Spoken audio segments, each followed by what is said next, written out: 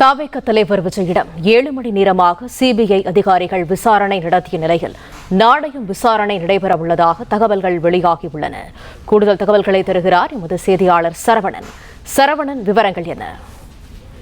தவிக தலைவர் விஜயிடம் 7 மணி நேரம் சிபிஐ விசாரணை நடத்தியிருக்கிறது. காலை 11:15 மணி அளவில் சிபிஐ விசாரணைக்காக ஆஜரான விஜயிடம் இந்த விசாரணை அறையில் 11:30 விசாரணை தொடங்கியதாகவும், தொடர்ந்து ஒரு 7 மணி நேர விசாரணை. இந்த 7 மணி நேரத்துல ஒரு 3.5 மணி நேரம் விசாரணையும், அதன் தொடர்ச்சியாக அவரிடம் நடத்தப்பட்ட விசாரணையை ஆவணங்களாக்கி அதை தட்டச்சு செய்து அவரிடம் கையெழுத்து பெறக்கூடிய அந்த நடவடிக்கை, அவற்றை அவர் கொடுத்த அந்த தகவல்கள் எல்லாம் சரியாக இருக்கிறதா என்பதை அவரை சரிபார்த்து அதை கையெழுத்திட வேண்டும். இது போன்ற நடைமுறைகள் என மொத்தமாக சிபிஐ அலுவலகத்துல அவர் 7 மணி நேரம் விசாரணையில் இருந்திருக்கிறார். அந்த விசாரணை முடிந்து அதற்கு பிறகு அவர் காரில் புறப்பட்டிருக்கிறார். டெல்லியில் தான் இரவு தங்குவதாக தகவல் கிடைக்கப்பட்டிருக்கிறது. நாளையும் விசாரணை இருக்கலாம் என்ற தகவலும் இருக்கிறது. சிபிஐனுடைய விசாரணை தேவைப்பட்டால் மீண்டும் அவரிடம் விசாரணை நடத்துவதற்கு திட்டமிட்டிருப்பதாக சொல்லப்படுகிறது. இன்றைய விசாரணையில அவர் முன்வைத்த முக்கியமான விஷயம் என்றால், ஏற்கனவே அவருடைய கட்சியினர் தரப்புல சொல்லப்பட்டது போல